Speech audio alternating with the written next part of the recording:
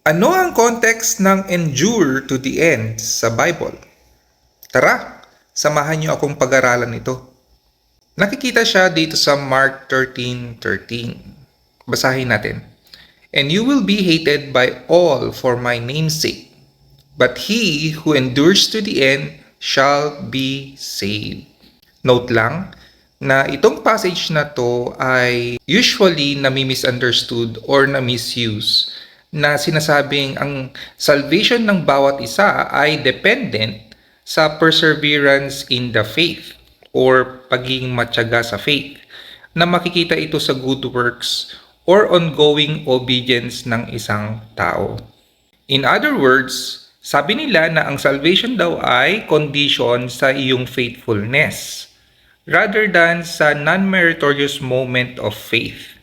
Ibig lang sabihin nun ay hindi mo pwedeng i-merit or idagdag ang good works mo, kundi yung moment of faith lang na yon, ikaw na saved. Tignan natin sa John 6:47. Sabi dito, Most assuredly I say to you, he who believes in me has everlasting life. So, believe lang, di ba, kay Lord Jesus Christ and you will have everlasting life. Ngayon, dito sa Acts 16:30-31, sobrang clear ang pagkasabi niya. And he brought them out and said, Sirs, what must I do to be saved? Di ba? Clear yung question. Paano masave ang isang tao? So, sinabi ni Paul at ni Silas, Believe on the Lord Jesus Christ and you will be saved, you and your household. Same lang sa John, di ba? Believe on the Lord Jesus Christ at masisave ka. Sabi dito sa Ephesians 2:8-9, For by grace you have been saved through faith, and that not of yourselves. It is the gift of God, not of works, lest anyone should boast. So grasya lang siya na nakuha mo, yung salvation through faith, 'di ba? Sa pananampalataya, believe or trust kay Lord Jesus Christ. Gift lang to ni Lord Jesus Christ. Ang gift, ang bumili nun is yung giver. Binibigay lang sa'yo yon. Sabi dito, not of works. Wala sa magaganda mong gawa, wala sa iyong obedience. Kasi hindi mo pwedeng ipagmayabang to. So, balik tayo sa Mark 13:13, di ba? So, ibig sabihin, ang endure to the end, hindi ito pwedeng salvation ng isang individual from hell. So, ano nga ba ang ibig sabihin nito kung ganon? Note lang, it becomes abundantly clear contextually when we examine this passage as a whole that enduring to the end is dealing with deliverance from physical death rather than spiritual salvation from hell. So kung titingnan natin yung buong chapter nito, kung saan nakikita itong verse na to, pag titingnan mo, babasahin mo ng buo. Yung enduring to the end, ang ibig sabihin lang nun ay madedeliver ka or masisave ka from yung physical na death, not from deliverance or salvation from hell. Bago tayo magsimula sa explanation, dapat malaman natin na ang Mark 13, di ba yun ang ginamit natin kanina, ay parallel or same lang sa Matthew chapter 24 at Luke 21. Ito ay yung tinatawag na Olivet Discourse or Sermon sa Mount of Olives. Patungkol ito sa end times.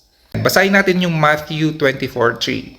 Now, as he sat on Mount of Olives, the disciples came to him privately, saying, Tell us, when will these things be? And what will be the sign of your coming and the end of the age? Makikita mo dito is the sign of your coming, yung second coming ni Lord Jesus Christ, pagbabalik niya. And the end of the age. Sa ibang translation, the end of the world. So, yung the end of age or yung the end of the world, hindi ibig sabihin nito na end ng every individual's salvation. Clear to na dapat ito yung end of age is ibig sabihin end of the world. So, tignan natin dito sa Mark 13:12. Now, brother will betray brother to death, and a father his child, and children will rise up against parents and cause them to be put to death. Diba? Physical death. Sa verse 20 din ng Mark 13, And unless the Lord had shortened those days, no flesh would be saved. But for the elect's sake, whom He chose, He shortened the days. Kita nyo? no flesh daw, kumbaga physical, ay masisave. So yun ang ibig sabihin lang nung passage na yon. Basahin natin yung verse 24 and 25 niya.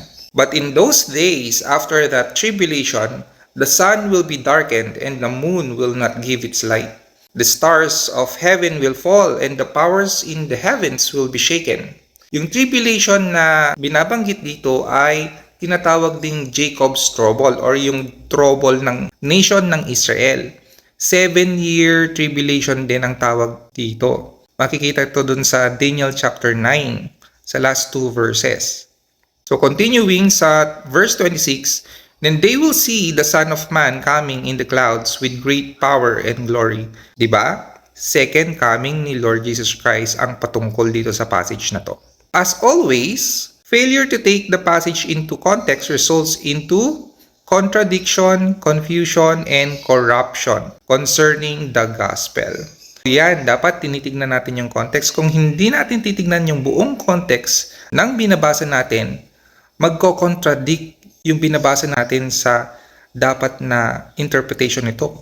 Mako-confuse ka at mako-corrupt mo yung pagkakaintindi mo sa Bible, especially concerning sa good news or sa gospel. Ayan mga kapatid, I hope naintindihan nyo po ang ating simple na Bible study. Kung hindi pa kayo sure na save kayo at gusto nyo pa mas maintindihan ang good news, pwede nyo pong panoorin itong video na ginawa ko. Gaano kasimple ang gospel or good news sa Bible.